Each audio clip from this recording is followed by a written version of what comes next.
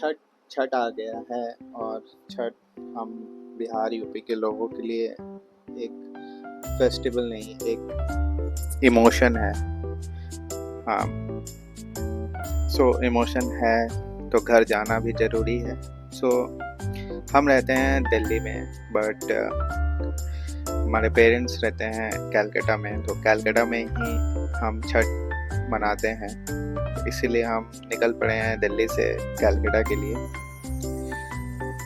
हम ट्रेन से जा रहे हैं। सो हमारी ट्रेन न्यू दिल्ली से है, न्यू दिल्ली सियालदह राजधानी एक्सप्रेस।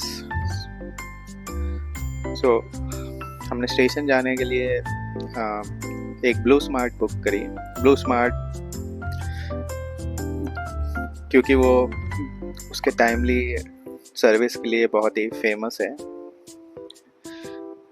हाँ, तो स्टेशन से, घर से स्टेशन तक की दूरी हमें करीबन 40-50 मिनट लग जाते हैं, क्योंकि दिन में ट्रैफिक होता है और ट्रेन शाम के 4:30 बजे की थी। तो जर्नी करते करते मैं कुछ आपको छठ पूजा के बारे में भी बताऊंगा और सुनते सुनते आप दिल्ली, साउथ दिल्ली के इस सुनहरे व्यूज का भी मजा लीजिए।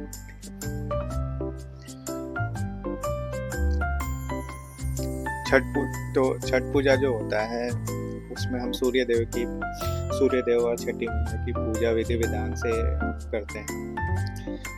ऐसा माना जाता है कि छठ पूजा की शुरुआत राजा प्रियवन ने की थी, जिन्होंने सबसे पहले छठ मैया की पूजा की थी। कथाओं में ऐसा कहा जाता है कि राजा प्रियवन निसंतान थे और ये उनकी सबसे बड़ी पीड़ा थी। उन्होंने महर्षि कश्यप से इसके बारे में बात की। तब महर्षि कश्यप ने संतान प्राप्ति के लिए पुत्रेषित यज्ञ कराया। उस दौरान यज्ञ में आहुति के लिए बनाई गई खीर राजा प्रियवन की पत्नी मालिनी ने खाए और खाने के लिए दी गई। यज्ञ की खीर के सेवन से रानी मालिनी को एक पुत्र का जन्म दिया, लेकिन वह मृत पैदा हुआ था। राजा प्रियवन मित्र पुत्र के शव को लेकर शमशान पहुंचे और पुत्र वियोग में अपना प्राण त्यागने लगे। उसी व्रत ब्रह्मा की मानस पुत्री देवसेना प्रकट हुई। उन्होंने राजा प्रियवन से कहा, मैं सृष्टि की मूल प्रवृत्ति के छठ अंश से उत्पन्न हुई हूँ, इसलिए मेरा नाम पष्टी है। तुम मेरी पूजा करो और लोगों में इसका प्रसार करो। माता पष्टी ने के कहे अनुसार फिर राजा प्रियवन ने पुत्र की कामना से माता का व्रत विधि विधान से किया। उस दिन कार्तिक मास के शुक्ल पक्ष की पष्टी थी। इसके फल स्वरूप राजा प्रियवन को पुत्र प्राप्त हुआ। तो इस तरीके से छठ की शुरुआत हुई थी, ऐसा हमारे पौराणिक कथाओं में।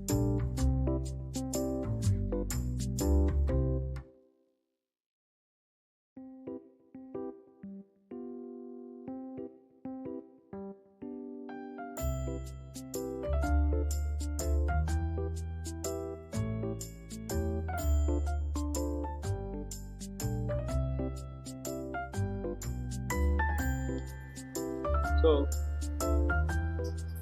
हम स्टेशन के आसपास पहुंच गए। जैसे हम स्टेशन के पास पहुंचे, छठ पूजा के टाइम पे न्यू दिल्ली या जो भी दिल्ली के स्टेशन है वहाँ पे बहुत ही ज़्यादा भीड़ रहती है, क्योंकि लोग अपने सारे लोग अपने घर जाते हैं। स्टेशन पे भी टेंट लगाए जाते हैं।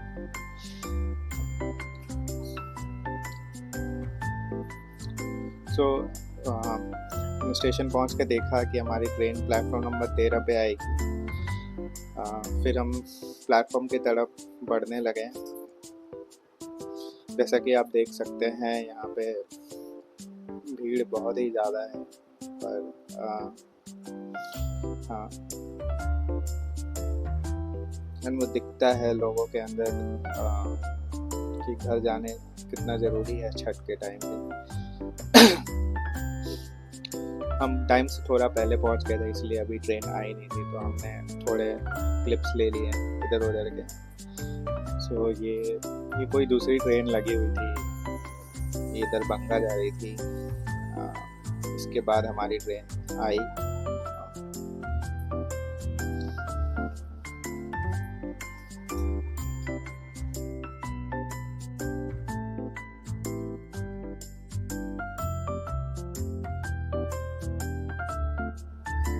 तो ट्रेन निकल पड़ी दिल्ली से और हम अपने जगह पे बैठ गए। बैठने के बाद हम कुछ वीडियो नहीं बना पाए क्योंकि बहुत भीड़ थी।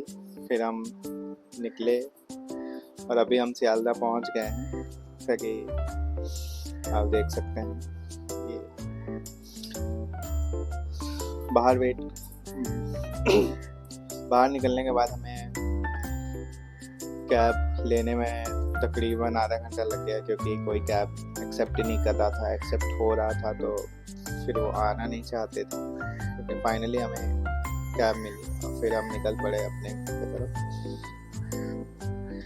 हम हावड़ा में रहते हैं तो इसलिए आप देख सकते हो कि हावड़ा ब्रिज दिख रहा होगा अभी वीडियो में। ओके, सो फाइनली हम घर पहुंच जाएंगे। थैंक यू जुड़े रहने के लिए।